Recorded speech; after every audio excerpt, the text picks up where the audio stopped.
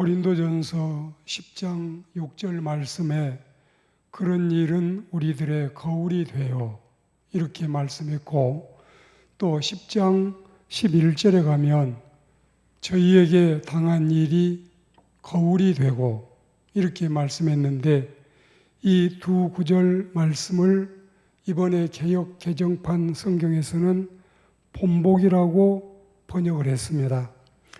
그래서 오늘 하나님의 말씀의 제목은 거울과 본보기로 했습니다. 구약은 신약의 거울이고 옛적의 일은 오늘날의 거울이라. 노인들은 젊은이의 거울이요, 과거사는 현대사의 거울입니다. 거울이라는 말은 들여다본다는 뜻인데, 이를테면 거울이 없으면 자신의 얼굴 상태를 전혀 알 수가 없고 대략 짐작만 하게 되지만, 거울이 있으면 면면을 세세히 살필 수 있듯이 거울은 다시 한번 자신을 되돌아보게 되고 또 모르는 것을 알게 해주고 예방적인 차원에서 여러 가지 유익을 줍니다. 이게 바로 거울의 역할이 아니겠습니까?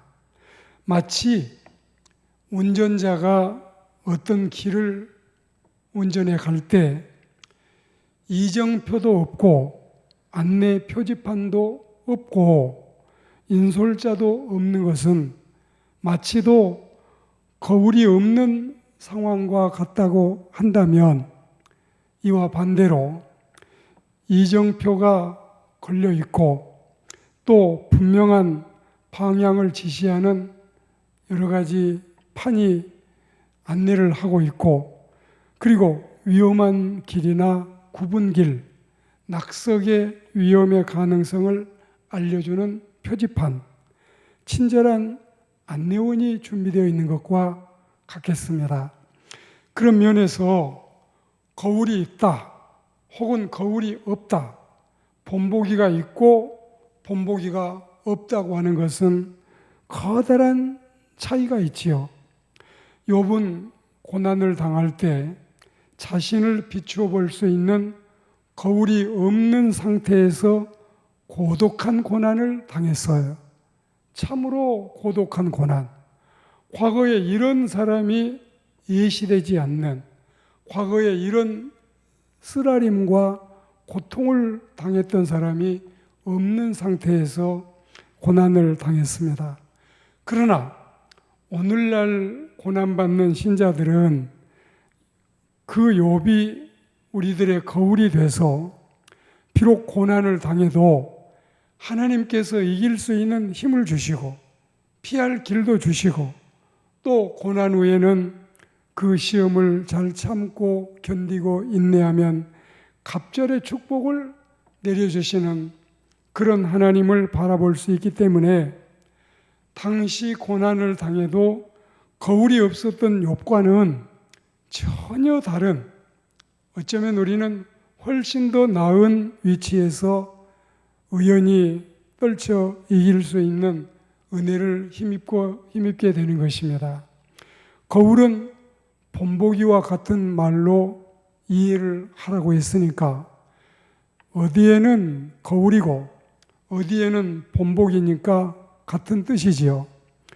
그렇게 우리는 이해를 하시고, 이런 거울은 일종의 정보 역할을 하기도 합니다.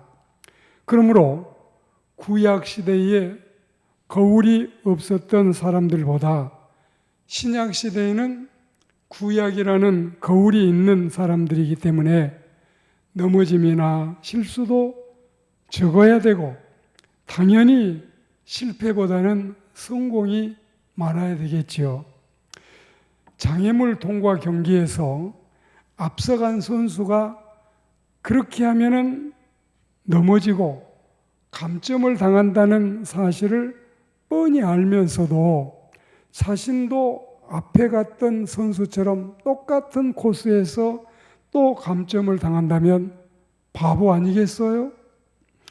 오늘 하나님의 영감을 받은 사도 바울은 구약시대에 발생했던 몇 가지 안타까운 사건들을 나열을 하면서 첫째는 우상 숭배 사건, 두 번째는 간음 사건, 그리고 세 번째는 주를 시험하는 사건, 네 번째는 하나님을 원망하는 사건, 이런 사건들을 예로 들면서 그들이 이렇게 하다가 넘어졌다, 그들이 이렇게 하다가 심판을 당했다, 그리고 그들이 이렇게 하다가 멸망을 당해 죽기도 했나니 그런 이들을 경종의 거울이나 또 우리가 조심해야 될 본보기로 삼아서 너희들은 절대로 그런 실수를 반복하거나 그런 함정에 재차 빠지는 일이 있어서는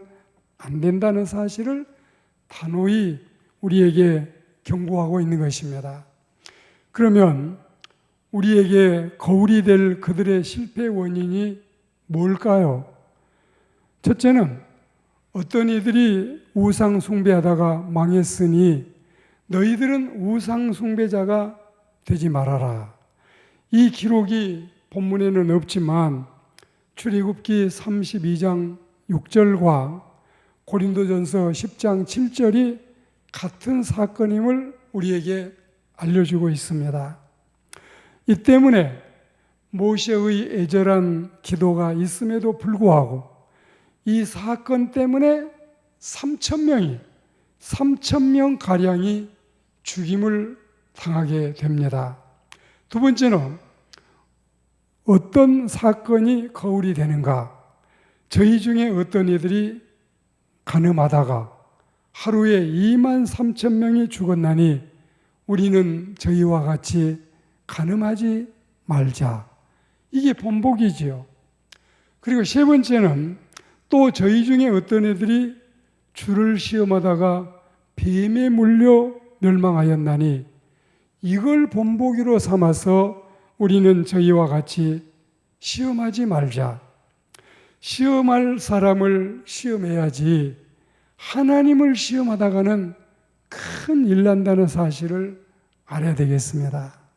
네 번째로 저희 중에 어떤 이들이 하나님을 원망하다가 멸망시키는 자에게 멸망했다. 그러니 너희는 저들처럼 원망하지 말아라. 이렇게 네 가지 사건을 거울로 비추어 주고 나서 6절에 이어서 11절에서 다시 재차 경고를 하고 있지 않습니까? 저희에게 당한 이런 일이 오늘 우리에게 거울이 되고 본보기가 되고 또 경고가 되고 심각한 경종이 돼서 말세를 만난 우리의 경계로 기록하였느니라. 구약 성경은 전수 우리에게 거울이 되고 본보기가 되는 거예요. 그리고 경종이 되고 경고가 되는 겁니다. 이런 사실을 우리는 바로 알고 바른 신앙의 길을 가도록 해야 되겠습니다. 이상 사건의 전개를 볼 때 선민들이 애굽에서 나와서 홍해를 건넜지요. 광야에서 만나를 먹고 또 메추라기도 포식을 했지요. 그리고 거기다가 콸콸 반석에서 생수를 마시고 행진을 합니다. 자, 비유해 보건대 2절, 3절, 4절에 나타나듯이 홍해를 건너는 사건은 세례 사건으로, 그리고 또 만나와 생수를 먹는 사건은 그리스도의 성찬으로 나타납니다. 사실 그게 보통 은혜가 아니었지요.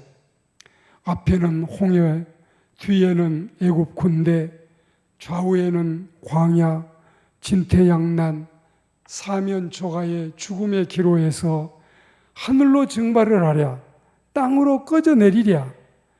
이런 와중에 살아남을 수 없는 위기에 홍해를 신장로처럼 탄탄대로처럼 건너는 하나님의 엄청난 기적을 체험하게 되지 않았는가? 이런 이 말씀을 우리는 가슴에 아로새겨야 되겠습니다. 거기다가 광야에서 맨 땅에 파종도 없었어요. 해외에서 수입도 안 했어요. 일해놓고 받은 세경도 없었어요. 청천 하늘에서, 그런데도 불구하고 만나가 내리고 또 물 한 컵을 구해 마실 수도 없는, 그야말로 가도 가도 끝이 없는 사막길에서 어쩌다 놓여있는 반석에서 천연 맥반석 생수가 분수처럼 터져 나오고, 고기 먹고 싶다고 할 때 메추라기가 또 내려오지 않았겠어요? 이런 기적을 체험하고서도, 이런 엄청난 은혜를 받고서도 광야를 더 지나가는 동안에 다 넘어지고 자빠지고, 그리고 여호수아와 갈렙만이 입성한 이 슬픈 옛 이야기는 우리의 커다란 거울이 되고, 우리에게는 경종의 본보기가 아닐 수 없습니다. 앞에 가는 사람이 꼴까닥하고 물에 빠지고, 장애물에 걸려서 넘어지고, 돌뿌리에 채이고, 이런 모습을 보고서도 뒤따라가는 내가 타박타박 걸어가다가 앞에 사람하고 똑같이 빠지고 넘어지고 채인다면, 이는 마치 거울을 보고 자기 얼굴에 검덩이 묻어 있는데 그걸 보고도 닦지 않고 그냥 두고 지나치는 것과 다를 바가 없겠습니다. 오늘날 신자들은 어떻습니까? 히브리서 6장 4절과 5절 그리고 6절 말씀을 보시면 거기 말씀에 언급하기를 한 번 비침을 받고 하늘의 은사를 맛보고 성령에 참여한 바 되고 하나님의 선한 말씀과 그리고 내시의 능력을 맛보고도 타락을 해서 다시 예수 그리스도를 십자가에 못 박아 현저히 욕을 보이는 자들이 있는 것처럼, 오늘날도 육에 속한 수많은 신자들이 세례도 받았어요. 직분도 받았어요. 성찬식에서 떡과 잔도 받고 났어요. 주일날 제단에 나와서 말씀의 은혜도 받았어요. 충성봉사도 했어요. 그러고 나서도 옛날 하나님의 백성들처럼 하나님이 기뻐하지 아니하시는 광야 멸망의 길로 꾸역꾸역 몰려가고 있다면 한심하지요. 오늘 5절 말씀을 보셔요. 이것이 사실이 아니겠어요? 참으로 가슴 아프고 슬픈 일이지요. 거울도 안 보는 여자야, 거울을 안 봐서 그럴 수 있으련만, 거울을 들여다보고서도 얼굴 모습을 고치지 않고 단장하지 않는다면 안 되는 것처럼, 불신자들이야 거울 같은 성경 말씀도 안 보았고 안 들어서 그렇더라도 끊임없이 거울을 보듯이 성경을 읽고 설교 말씀을 듣는 신자들이야 당연히 6절의 말씀처럼 이 악을 즐겨서는 안 되고 11절 말씀처럼 교훈과 경계로 삼지 아니하면 안 되는 거지요. 거기다가 신앙의 교만은 더욱 금물이 아닐 수 없어요.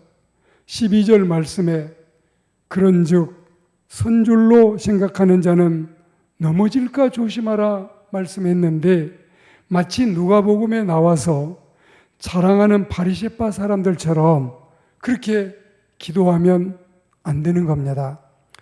하나님, 나는 저 죄인들과 같지 아니함을 감사하나이다. 나는 일주일에 2번씩 금식 기도합니다. 나는 11조 생활도 잘합니다.